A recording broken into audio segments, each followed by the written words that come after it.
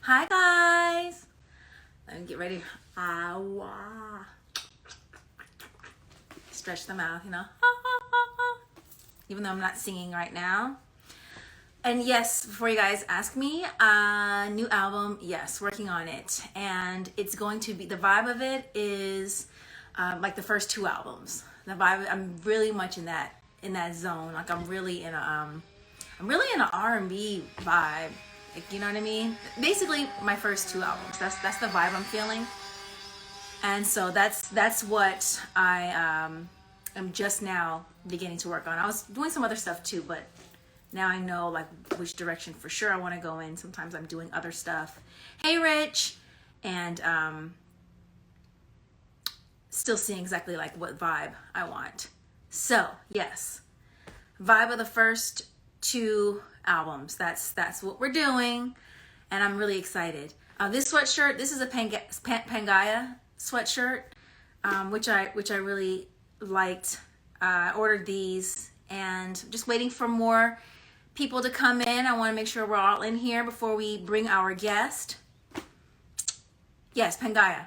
Really liked the brand, but I was not happy when I got hit with the import fee after the fact. I mean, I looked on the website later. They said that's what it is. It is what it is. I'm a vibe. Thank you.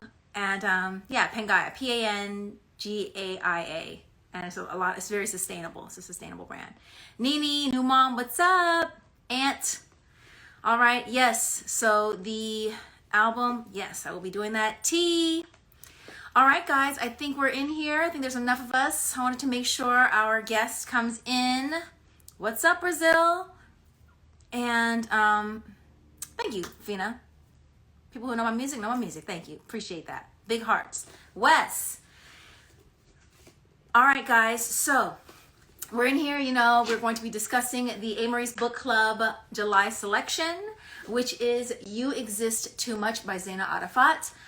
Love this book. By the way, if you haven't already read it yet, don't worry. You know, we shouldn't be touching too much on spoilers, but feel free to grab the book from bookshop.org, where you can support local indie bookshops. It's really, really easy too. I know sometimes it's easy to grab Amazon.com. I do a lot too, and then think that, oh, I don't want to buy anything anywhere else because I don't feel like inputting my information. It's super simple. So just go on to bookshop.org, grab yourself a copy. If you want one immediately, go to, you know, your iBooks on your Apple phone or Kindle app and get the ebook, but definitely support this author and her work. And yes, let's get to it. Thank you, Panama J. Smith. I told you I'm a vampire. Nobody believes me. All right, guys, let's bring our author on, Zaina Arafat. She's amazing, and yes, we have so many things. Thank you also for, it is a fantastic title. Thank you also so much for submitting questions. Why is it that sometimes I want to add in, okay. Brown Girl Reading, Dee Dee in the house, hello. You guys make sure if you guys follow Brown Girl Reading. She also has a YouTube channel. She reviews lots of fantastic books. Hello, Zaina Arafat. Hi, how are you? Everybody, give it up for Zaina. Hello, it's so awesome to be here with you. So glad to see you. Thank you so much. First of all, thank you for creating this beautiful work of art. And thank you for agreeing to chat with us at the end of this month about your book. Well, thank you. And thank you for reading and for bringing me on here. I just can't wait to talk to you about it. So thanks a lot. And I'm happy to see all these people in the room as well. So hi, guys. So before, I would rather you talk about the book and can you just give everyone like a quick synopsis of the book? yeah, basically the book is about a queer Palestinian American woman who is tracing a pattern of romantic relationships against the backdrop of her Arab Muslim culture, all while kind of coming to terms with her relationship with her mother, who is a tumultuous, larger-than-life woman, who is also an immigrant and, you know, kind of represents another world for this narrator who is in between worlds in between the US and the Middle East. So yeah, we sort of follow her on this path as she traces these relationships and tries to understand why she consistently engages in sort of self-destructive behavior when in what she thinks of as love. And, you know, as she gets closer to understanding that, she kind of, at the same time, tries to break free from this pattern. So yeah, there's a lot going on. Like there's, you know, it's the book I feel like is at the intersections of like culture, of like sexual identity, of you know, the sort of immigrant first generation experience, and it's trying to explore all of these things simultaneously, and to do so through the lens of love, basically. What else? You know, it's funny because she's so frustrating. At the same time, you know, you can read a book in which the character is very frustrating, or you feel like she's making terrible decisions, and a lot of times readers can feel like they're going to give up on that person. But you never really, I never felt like giving up on her. You know, that feeling where you're just like, oh, I'm just too exasperated because the character is actually taking me out of the book. I'm so frustrated. You did such a great job of making it so the reader can empathize with everything she's going through. So much so that I didn't even realize you didn't even tell us her name. Oh yeah, right. Tell us about that. Why did you choose to? I'm sure she has a name, so I want she's nameless. But why is her name? Why does it remain a mystery to the reader?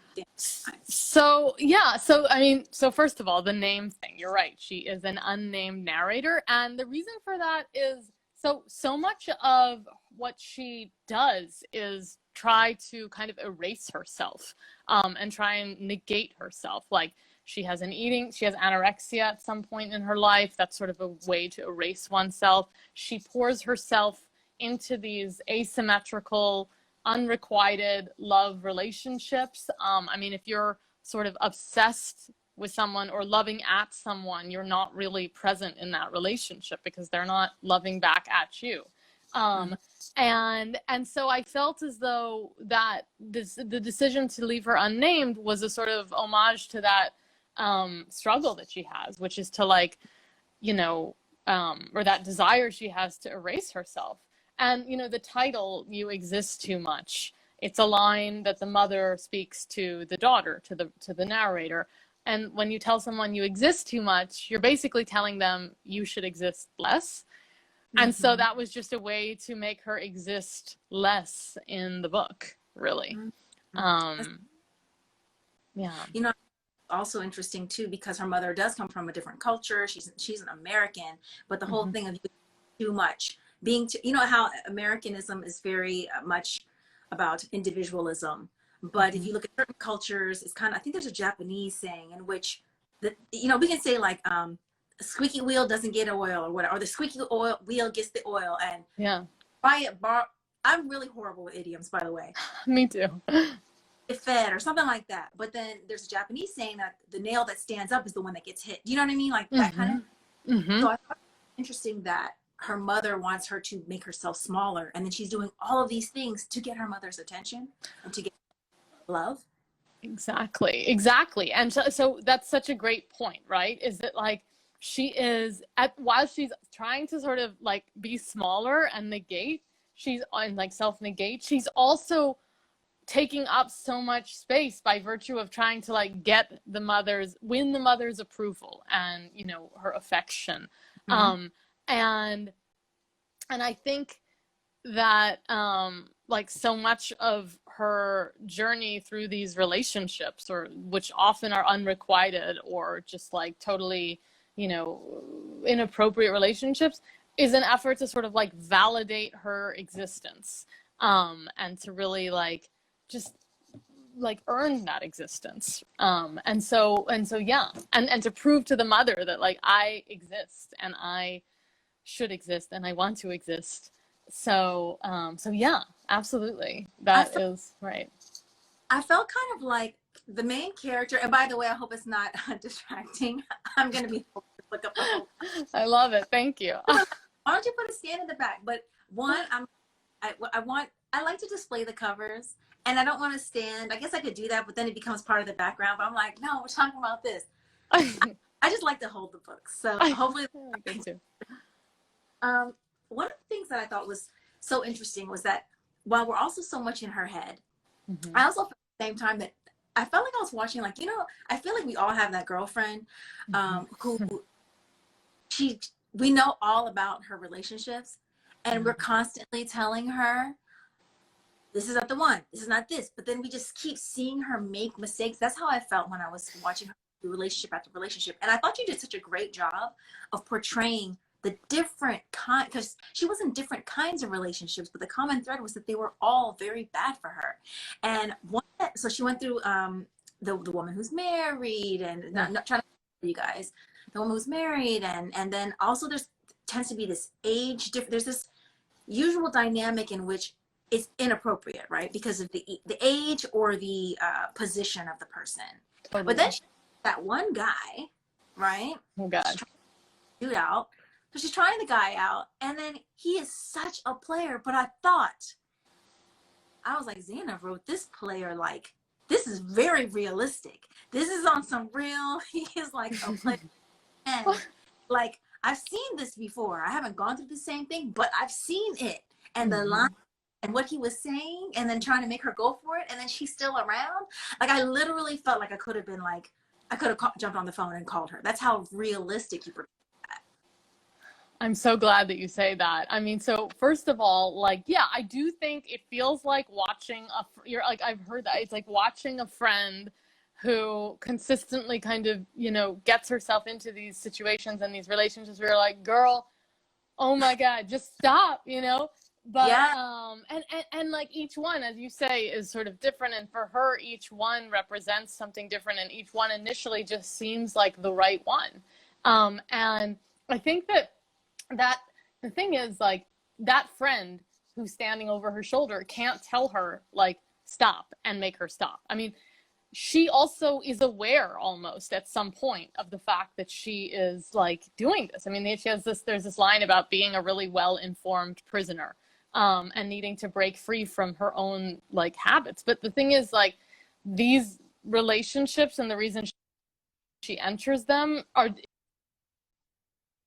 it's driven by some underlying like wounds and pain and internalized, you know, part of, you know, you mentioned like she painful to watch, but yet you still have empathy for her. And I think it's because I wanted the reader to understand why she was behaving this way, and how much her sort of childhood trauma and internalized homophobia that comes from her cultural background, and just even like her own sense of self, and just needing to overcome that. Oh, okay. Is hold on, we're gonna get that. We're gonna get it. Are you still there, Zaina? I think we're going to. I don't know. Okay, I'm back. I don't know what. Hang on, I'm just maybe need to switch rooms. Okay. Did it do it again? It's funny, okay. I can hear you. I can hear you, but now oh wait. Well, we can still hear. You can still hear me? There we go. Yeah, okay. It's like FaceTiming my dad. Yeah, exactly. Accident. Sorry, I have no idea what happened. You're good. Oh wait. Oh. Okay, let's see. Okay, there. Shoot, I don't know. About auto tune. A little bit. We're gonna give it. Well, we can still hear you, so that's. I think it's working now. We're good. Sorry about that. No, it's not you. Okay. So hold on. Okay, Nini says that they're saying they can hear you, but the video is lagging. They can hear you though. Take your time though. It's technology. This is kind of like when there's a technical difficulty on stage, and that's when I gotta come out and be like, "Hey guys," I gotta tell some jokes. Yeah, be like, "This is really strange. I have no idea why this is happening." But you can hear me? No. Okay. Some people say yes. I'm just gonna. No, now we can't. we'll give it a, maybe if try to move to a different yeah, now I can't hear you. I hear that you're trying to say something, but you're not coming through. Okay. Um, it's coming. Is that better? Someone said it's sad. Can barely hear her, but it's broken up and her screen is frozen. Someone's saying hang up. Yeah, I don't know. Should we hang up, guys, and try to? Oh, there she is. So now it's frozen, but we're getting there. I wonder if we could rejoin. Now is it? I see that you popped up. Let's see. Hold on. I'm gonna make sure I cover.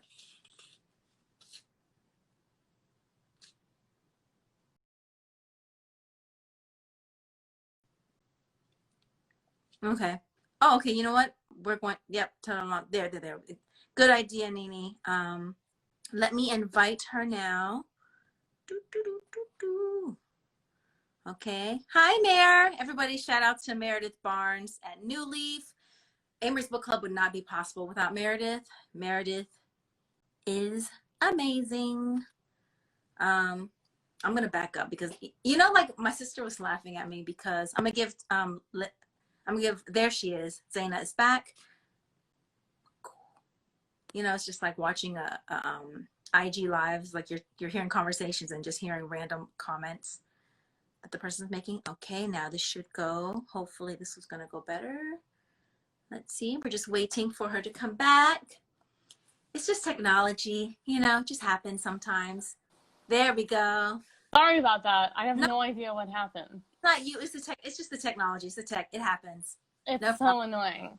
So okay. So yeah. I guess back to what I wanted the reader to kind of understand that it was a lot of her own internalized shame and homophobia that was driving these behaviors, and that I myself, writing the character, I felt so frustrated with her and her decisions, and every time I was like, I wanted her to make the right decision, but I couldn't steer her because it just wouldn't have been like authentic to her background, her patterns, and she had to kind of break free from those on her own. That's the thing. This is not okay. So you guys, we're not trying to spoil or anything like that, but there are some things about the book that it's even if you know it, it's still going to be all good. She goes to an addiction center, and so it's this like quote unquote love addiction. And I was going to ask you, okay, do you think, number one, is that a thing? And do you think, is that a thing you can actually be diagnosed with and go to a center for? And do you buy that that's what is going on? Because I'm gonna tell you, there's a lot of people claiming sex addiction, and I saw a documentary on sex addiction. Like the person couldn't go to the grocery store without having sex with the cashier or with the person who bagged her groceries. Like it didn't matter what the person looked like. It didn't matter anything. That's a sexual addiction. A lot of other stuff see just want to do because they just want to do it and have sex with whoever they want. That's not sex addiction. That's just I just want to do what I want. So I was trying to figure out if this love addiction is a thing. Yeah, I mean, so that's a great question. And first of all, it is a real thing. And I actually did some research, and I basically went to some sex and love addict support groups, and just like kind of listened to the stories around love addiction. And basically it is like this, what distinguishes it from just, anybody having a sort of crush on somebody is the real behavior that can accompany it. Like you could basically just like blow through your life savings, or just like, I don't know, just crash your car, anything to just win the love of, the object of your affection. And it's behavior that's, driven by like some childhood wound or some just like inner, wound, in the same way that I guess other addictions can often stem from like trauma and wounds. And I think that in her case, like it's hard to say, I think that like there are two things happening simultaneously, where it's like, she has codependency and fear, which is what like addiction is.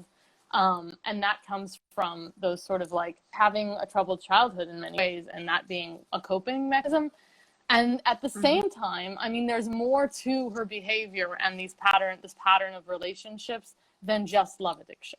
I mean, it's like there's an underlying rationale, and there's a pattern that also, like, like all of these women that she and even yeah, all of these women that she falls for, they all resemble. There's always like a power dynamic that's problematic, kind of like, as you mentioned, there's like, you know, positions that make it sort of inappropriate, or there's an age difference, and they all in some way kind of resemble one person that's whose love she really wants.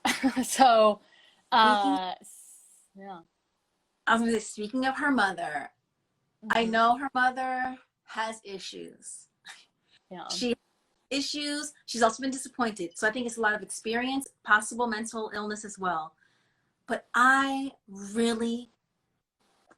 not the only one who loves her mother. And first of all, she's out of line in so much of it.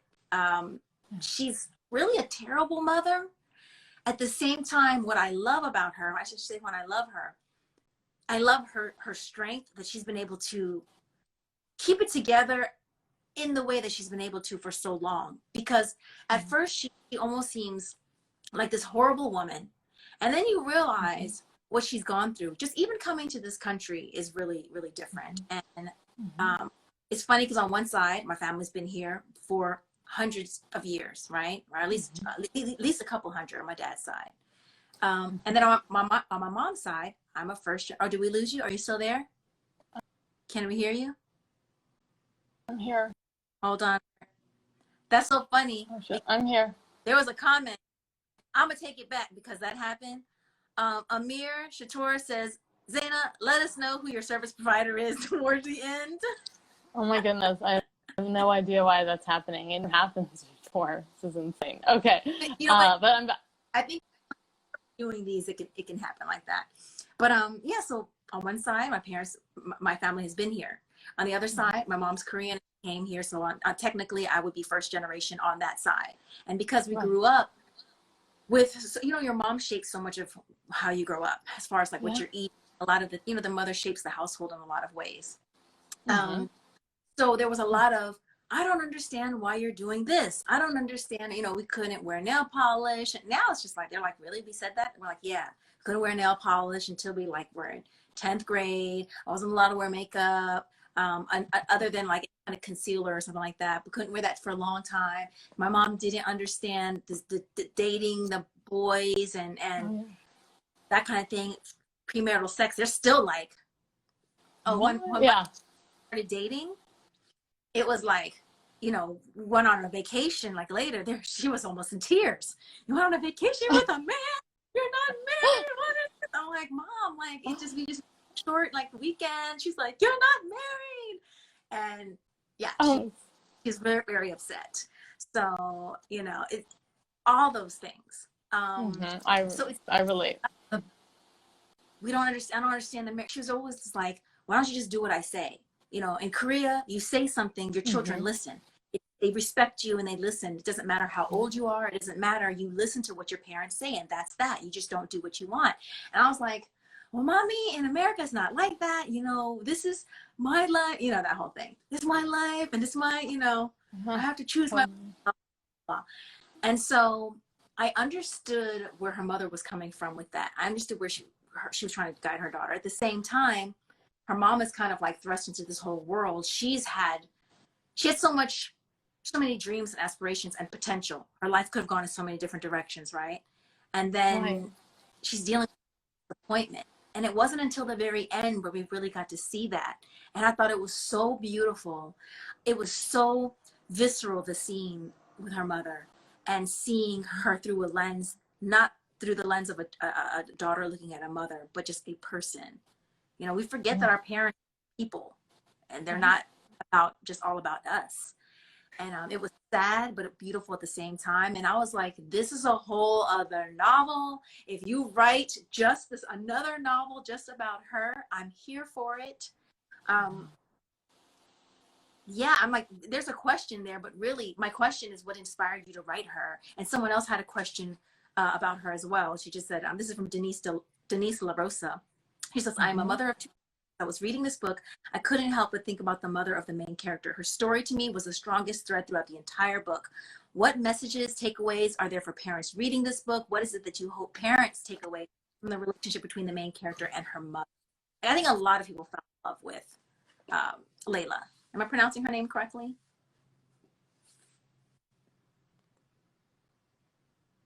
Am I pronouncing her name? Were you able to hear the question? I'm sorry. Hold on. I think we just lost. No, we didn't lose her. She's here. Zaina is here. I think we're just going through a little difficult. Oh.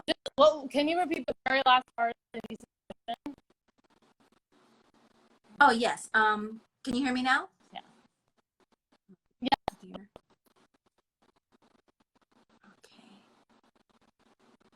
Okay. Denise Stiller, can you hear me? Mm-hmm. Yeah. The page has been freezing. Oh, okay, good. Okay, Denise LaRosa, she said, what messages and takeaways are there for parents reading this book? What's the hope? What is it that you hope parents take away from the relationship between the main character and her mother? Mother's just fascinating.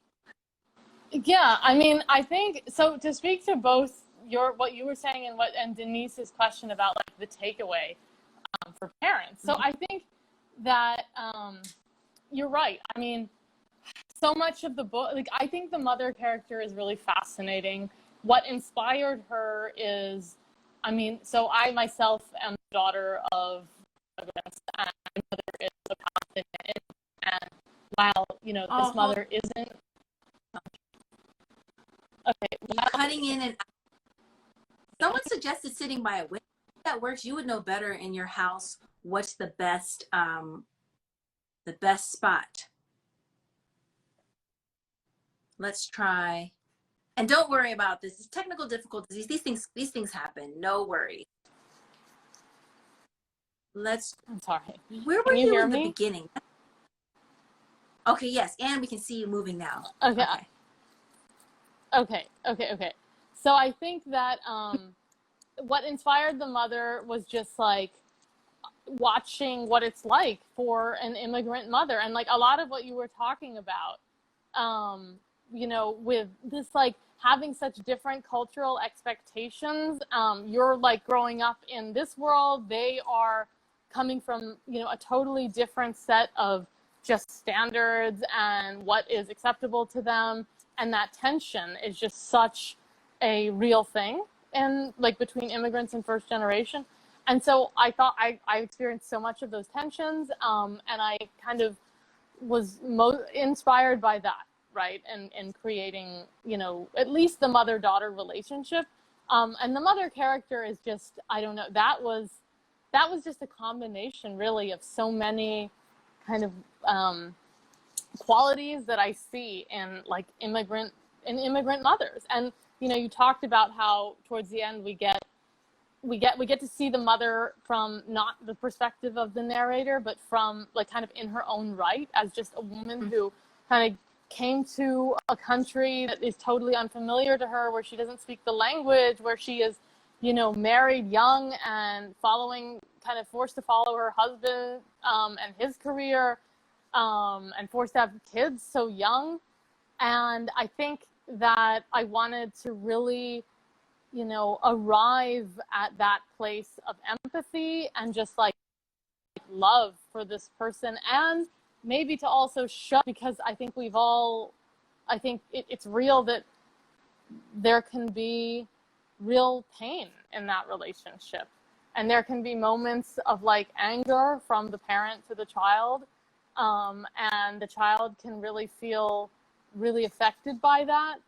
And I think, I just think that at the same time, it's so important to understand where these mothers are coming from. And so I guess like in terms of advice to a parent in these sort of situations, like I think it's really important to have your children understand what your experiences have been, and that you're a person in the world, who isn't just a mother. You have a whole backstory, and, you've made sacrifice. I think once like a daughter or son realizes that, it sort of changes the dynamic of the relationship in some way. And I think it's just really important. Yeah, I think it's weird because we're so used to seeing them as being these perfect things, these perfect beings who fill a role rather than a person. And I think there's a big thing when you actually realize that one, your parents make mistakes and that they're human. And you kind of understand, because the thing that you said, no one goes through childhood without some kind of trauma, and it's almost like, you know, whatever you do, you're going to do your best, but your child is still going to have certain things, whether it's trauma happens at home or school. No one comes with instructions, you know what I mean? Because every child is different too. But one of the things I loved about how you portray their relationship is that I too felt clingy when it came to, because her mother's so withholding, but the few moments of lightness and love, those glimpses, I was clinging to those as well. I think there was a moment in which they were sharing something to eat and she smiled at her mother and her mother smiled back. I was like, I felt starved for that. Like that meant so much to me because she didn't get that. Right, exactly. And I think, so, you know, you mentioned, you're like, the mother was the strongest thread, and I could, you know, a whole book about the mother, you know, I could read a whole book about the mother. And I think I wanted her to be in that place for the reader in the same way that she is for the narrator, where you're just always wanting more of her. And like, you kind of end up wanting to like be in her orbit in some way as a reader. Yeah. Absolutely. You know, I always hear people say they want more of the mother. Yeah, if you ever write a short story on her or just anything, like, yeah, I would love to read that. Another character who I asked about the mother too, I think. Oh no, someone else. But you know, another character that I felt a lot of empathy for, and there's a certain like earnest quality despite him being kind of like terrible in one sense, was Greg. Yeah. I really like, and there's a bittersweetness that I won't reveal here because I want you guys to make sure you guys read it. But what was your inspiration for writing him? So I mean, Greg,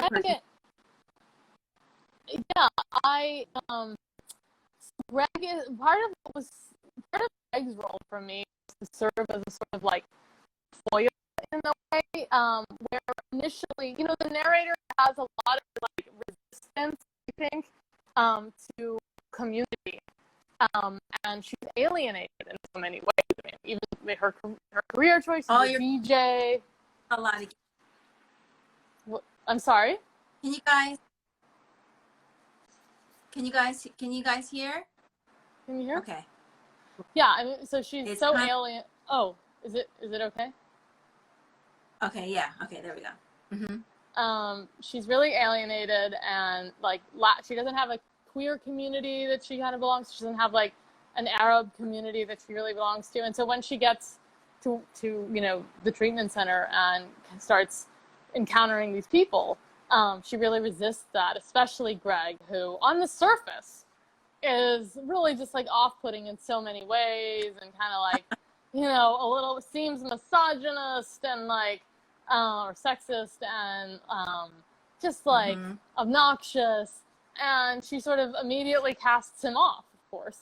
And I think that the purpose of him is to sort of challenge her initial assumptions about the people around her, who she, you know, I think she's very self-protective, even though she's at once self-destructive and self-protective. And so she's really kind of closed off.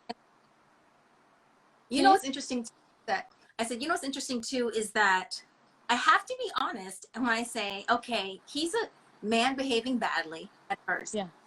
But I think it's interesting how we do kind of give a lot of leeway to men who behave badly.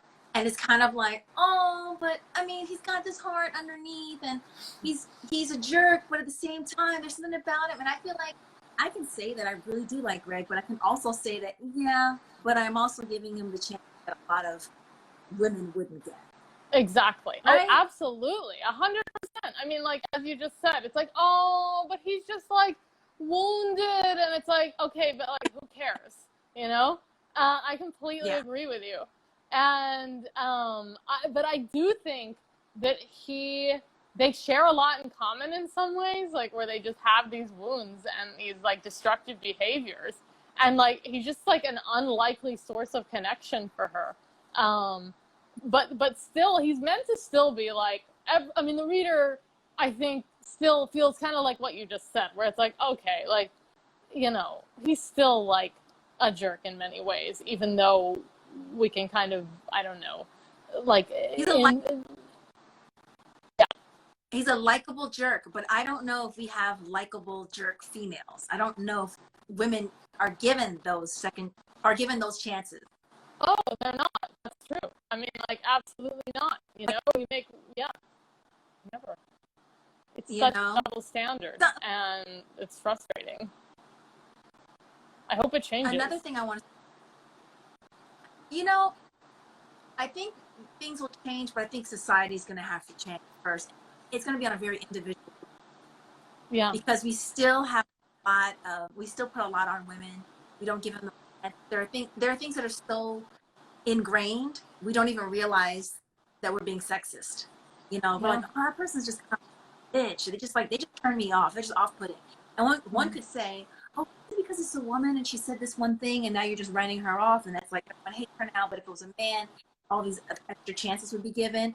That's so individual, and it's so in the realm of the emotional and subconscious and mental and personal.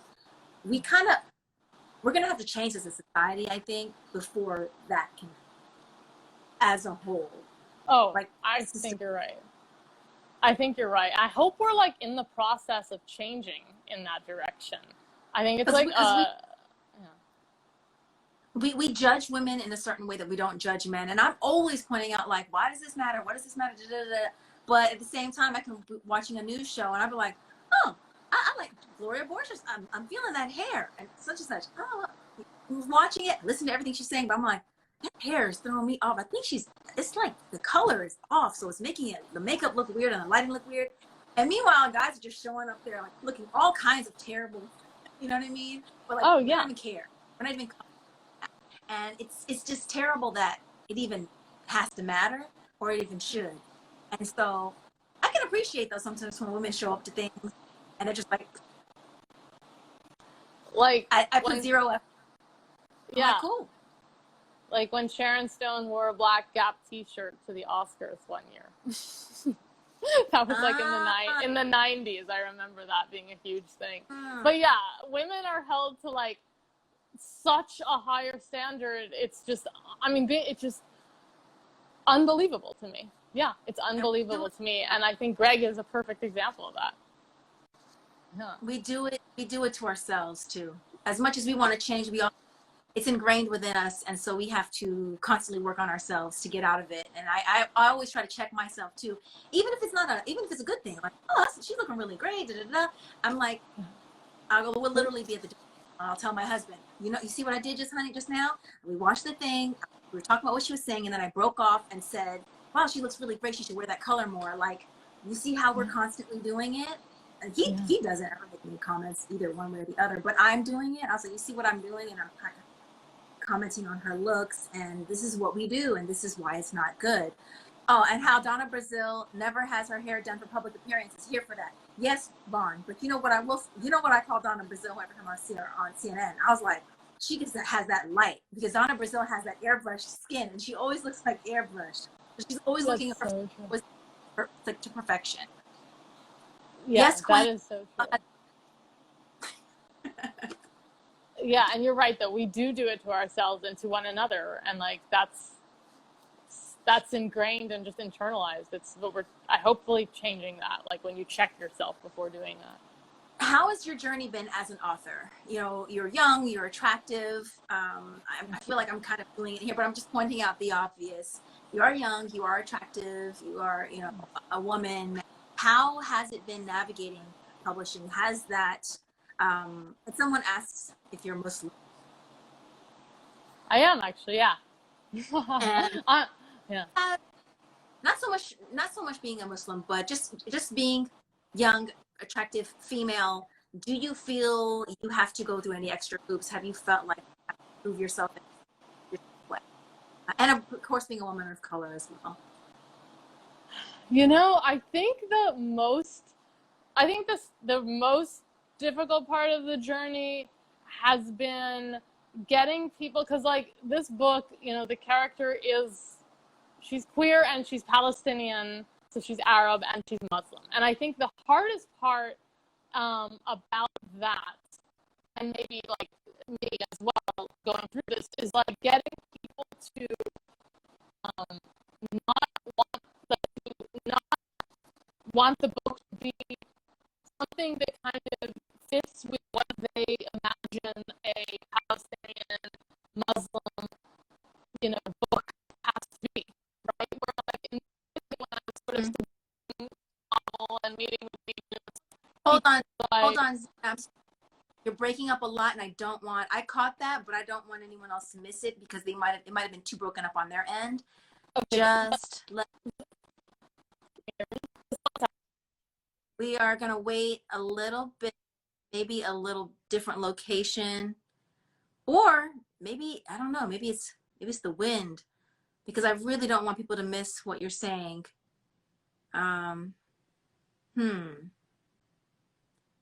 We can't. It's frozen. The screen is frozen. Zaina, can you hear us? Oh, okay, cool. All right. I heard what you said. Wait a minute. You're breaking up. You're frozen. Good, and then it like froze. Hello? Okay. Yep. Am I there? Ah, I know someone said important message saying it's kind of, you know what? Okay, hang up on your end, and then Okay. yeah. Okay, that's what we'll do, you guys, because I don't want you to miss what she was saying. And what we were talking about was does she feel like she's had to jump through extra hoops? Her experience being a woman, a female, and an attractive woman, and young. You know, there's so many things. There's so many factors in there. Woman of color as well. Wait, here we go. And what she's had to do or prove, quote unquote, prove herself. Amir says the tension. Yeah, we're gonna make sure we get this important answer. There we go, Zaina. Awesome. Oh, Okay, so I just repeated the I'm question really so everybody would. sorry that this is, I swear this is ever in my life. Like, why? Okay. Yeah. Okay. So, yeah, I think, can you hear me now? Yes. I think the hardest part has been because getting people to think outside of what a book about a Palestinian or can be, right? Where I would get a lot of feedback initially that, you know, there needed to be more like camels in the book, no joke, more spices from the marketplace, more women in hijabs. And yeah, and I was like, but this is. Yeah, Really? that was like a real bit of feedback that I mean, I would get that all the time. And so I think for me, what was those expectations that were attached to me, maybe as a person and as a writer, but also to like, just like the description of the book before reading it, and then reading it and being like, oh wait, there are no women hijabs, and oh, there's only one camel, right? Or like, and so I wanted, so much of my goal was to like, kind of, you know, there's a single story around Arabs, Muslims, queer people as well, and I wanted to story and sort of challenge that single story by proliferating the stories. Human beings, we all have so many facets, and there's no single thing that defines us or our lives, you know, just real lives. And I think when there's a time when there's a plethora of books that feature everything that all the things, queer, Muslim, female, Palestinian, woman, all of these things, and we just have options, it almost is like there's less pressure on one book to be the thing that everyone thinks it should be and to represent, whether it's the pain, gay or black pain or what being Muslim and the pain that comes with that if you're in a Western society. Like, there are more things to talk about. There are more things to all of our lives than just that single story that is going to be for an outsider's gaze. Exactly. Yeah, for an outside, I think that's exactly right. I mean, I think it's its own form of like oppression to insist that a marginal like a member of a marginalized community story in a certain way that perpetuates a story that already that fits with the dominant narrative.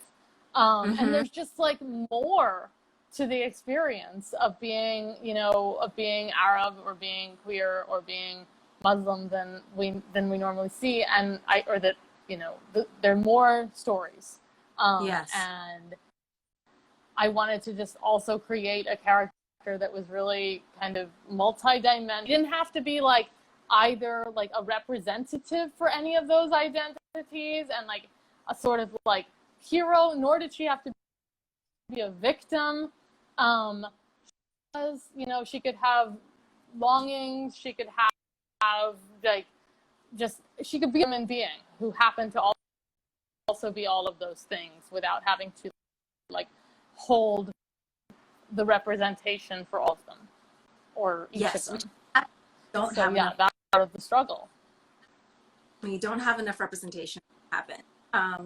But yes, you crafted a beautiful story.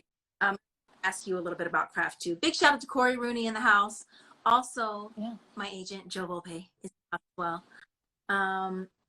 So crafting this book, how long did it take for you to write the first draft? And what was your revision process like with your editor? Especially for the aspirings out there.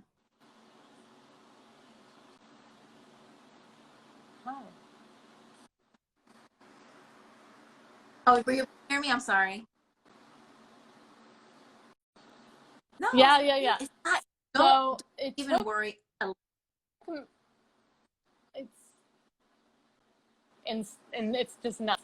So the first draft took me. That was the first draft I think took me like give or take, and then I spent like I kind of just maybe it was even less than that actually. It was like maybe like 5 months. It just was like I think building inside me, and then it just like came out a semester, and then the next few years were spent just revising, and also it has an unusual structure where you have these like flashbacks that are sort of embedded. Thank you. They're just like you have a present day scene, and then you kind of like dip into a flashback and then return like without much transition.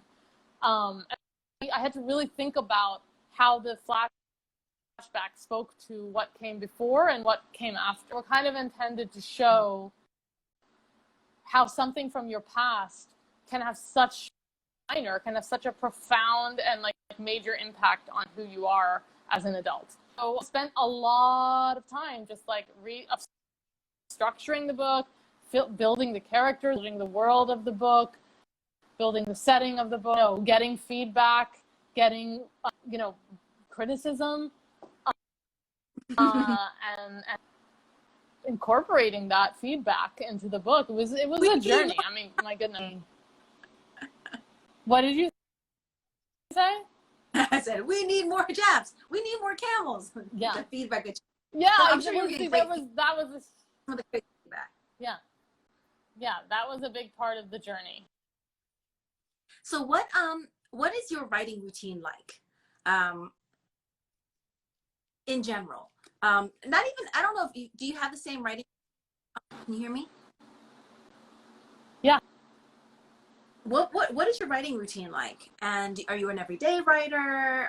Do you just wait for the inspiration? Like you said, it was building up and it all poured out. Do you have a routine at all? I am an everyday writer. I am like, I would say 95% of this everyday writer, because I just think writing is like is like a muscle that you have to exercise. Otherwise it will, you know, it's just exercise. And so my routine, especially when I was writing, I mean, when I was writing this book, I was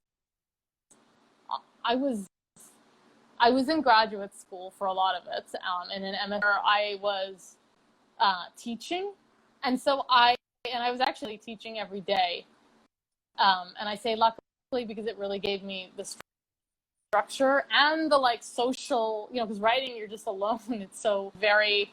It was a nice balance, but I would wake up and I would just like not look at the internet. I still do. Like, I just wouldn't look at the internet. I wouldn't look at my phone. I wouldn't look at the news or anything like that, and just like write for 2 hours.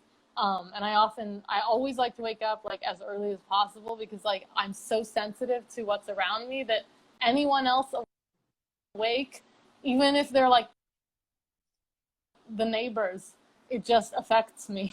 So it is just, and so, yeah. And then I would like go teach. And teaching was great because it was like a deadline. It was like, okay, you got to go teach the class. So you don't have like all day to write. Like if I ever have all day to write, I don't write, because it's like, oh, I'll write in an hour or in 2, and then in an hour you'll like, oh, I'll write in an hour. Yeah. Someone wanted to know if you outline. No, I have no idea what's going to happen next ever. I get excited to find out, really, because once I stop writing for the day, I'll think about the book sometimes, like in the evening, I'll go running and it'll marinate in my mind. But then when I wake up and I return to the page in the morning, I'm like, oh, what's she going to do next? Like, I have no idea. I never outline. And in life, I never plan either, which is, I'm working on that. But yeah. Well, speaking of working that, do you want to share what you're working on right now? Can you share what you're working on right now? Is it a secret, or are you just letting it just be? It's kind of a, well, I guess I'm so super, I have, everybody, all my friends know this, like I get really super anxious when I talk about writing and what I'm working on, and just like things that I'm excited about, which is kind of silly, but no, I can talk a little bit. I'm working on essays right now, like nonfiction. I'm working on another novel that's actually also like kind of cross-cultural and is more steeped in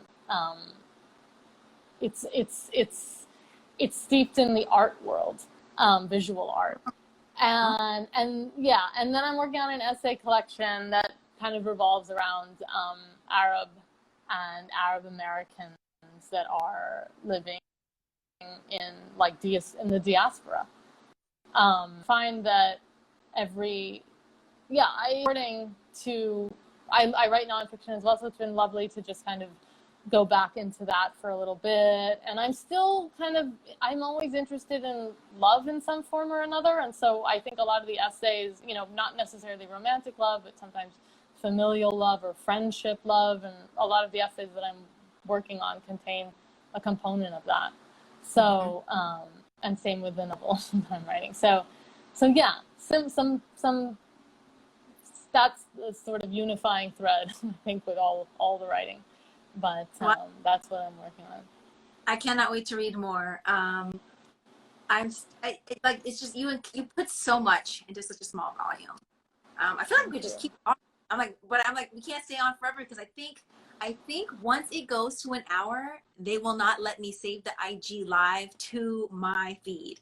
And we went through technical difficulties before. When we were able to like get that going, I was like, yes, this is perfect. So I'm scared to let it go to an hour, because I don't want that to happen. We can archive this. But before you go, I would love for you to share what you're reading. If there's any recommendation you have that you're reading right now while we're all in quarantine, anything you would love to share with us. Well, yeah, that's a great question. I have been reading a number of books that are somewhat contemporary. So I guess the last book that I read that I just really loved was nonfiction, and it was called Minor Feelings by Kathy Park Hong, and it just like talks so much about, so relevant to like the world we're in right now, and just like social justice and marginalized communities, and like how like how we, and it has a personal narrative component to it as well. And, you know, she's an Asian American writer, and I've just been like loving that. I loved that book. That was something that I just really, really enjoyed. Yeah, Minor Feelings. That one was really great. And then I read an advanced copy of a book that's coming out in a week called Luster. And that's really good. Yeah. So I really like that book. I'm glad. A lot. Yeah. You finished that one already? Yeah. Oh no, I froze. I loved it. So, yeah, so that. Technology. Those are the two. There you are. Oh no. No, you're good. So that one is really cool, and it comes out in a week. So awesome. Yeah. Awesome. Thank you so much for joining us, you guys. I know it's backwards and you can't see it. You Exist Too Much by Zaina Arafat. Definitely pick this up. It's not too long, but the story packs a punch. So if you feel like you don't have a lot of time to read right now, even though you're in quarantine, maybe you have kids and everything, definitely still pick it up. Go to bookshop.org or get the ebook onto your Kindle app or your I don't even know if Barnes & Noble Nook has an app anymore, but your iBooks, Apple iBooks. But definitely pick up the book. It was amazing. And don't worry, there's a lot going on in the world right now. It's not a depressing novel or anything like that. It's just beautiful and poignant. And yeah, if you've been here for the chat, you already know that you should read. Thank you so much, Zaina, for chatting. I could just talk to you forever. Thank you so much. I know. I love this. Thank you so much for such lovely words about the book and this amazing conversation. It's just been so wonderful, and I love how you read the book. It means so much to me, just in what you took away from it. So thank you. Thank you, and thanks for sharing. And Vaughn says, haven't finished it yet, but enjoying thoroughly so far. Thank you for this chat. Thank you, everybody. Give it up like we're on stage, or like you can hear their applause. But yeah, oh, my heart, I'm so touched. This is lovely. Thank you so much. Yes. Thank you, guys. Pick up the book You Exist Too Much by Zaina Arafat. Take care. Thanks again.